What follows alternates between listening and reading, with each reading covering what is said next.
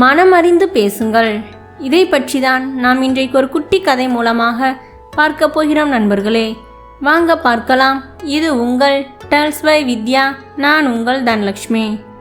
ஒரு பெரிய ஹாஸ்பிட்டலில் ஒரு பையனுக்கு உடம்புக்கு முடியாமல் வந்து சேர்த்துட்டு, டாக்டர் யாரும் இல்லையா, டாக்டர் எப்போ வருவாங்க அப்படின்னு அந்த பையனோட அப்பா நர்ஸ்கிட்ட கேட்குறாரு.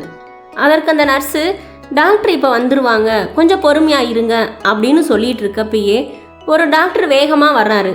அப்போ டாக்டரை பார்த்து அந்த பையனோட அப்பா மிகவும் கோபத்துடன், இவ்வளவு லேட்டாக வருவீங்க, என் பையனுக்கு ஏதாவது ஒன்று ஆச்சு அப்படின்னா யார் பொறுப்பேற்றுக்குவா அப்படின்னு கேட்குறாரு.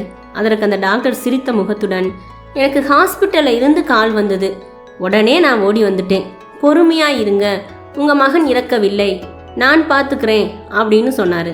அதை கேட்ட அந்த பையனோட அப்பா, நல்லா சொல்லுவீங்க, உங்கள் பையனுக்கு இப்படி ஆயிருந்தா இப்படி தான் லேட்டாக வந்து இப்படி பேசுவீங்களா அப்படின்னு கேட்குறாரு.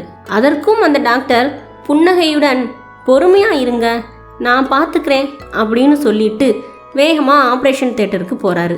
ஆப்ரேஷன் தேட்டருக்குள்ளே போன அந்த டாக்டர் சிறிது நேரத்திலேயே வெளியே வந்து அந்த பையனோட அப்பா கிட்ட, ஆப்ரேஷன் முடிஞ்சிருச்சு, உங்கள் பையனுக்கு ஒன்றும் இல்லை, நல்லா இருக்கான், மேலும் விவரங்களை நர்ஸ்கிட்ட கேட்டு தெரிஞ்சுக்கோங்க அப்படின்னு சொல்லிட்டு வேகமாக அங்கேருந்து கிளம்பிட்டாரு. அப்போது அங்கே வந்த நர்ஸுக்கிட்ட அந்த பையனோட அப்பா தான் பையனோட உடல்நலத்தை பற்றி கேட்டுட்டு, டாக்டர் ஏன் இவ்வளோ அவசரமாக போகிறாரு அப்படின்னு கேட்குறாரு.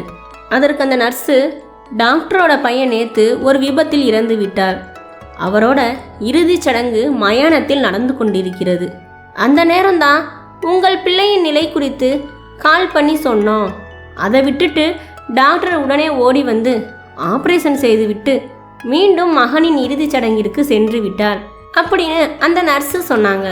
அதை கேட்ட அந்த பையனின் அப்பா தான் ஆவேசப்பட்டது தவறு என்று உணர்ந்து விட்டு மிகுந்த கவலையுடன் தன் மகனை பார்க்க சென்றார்.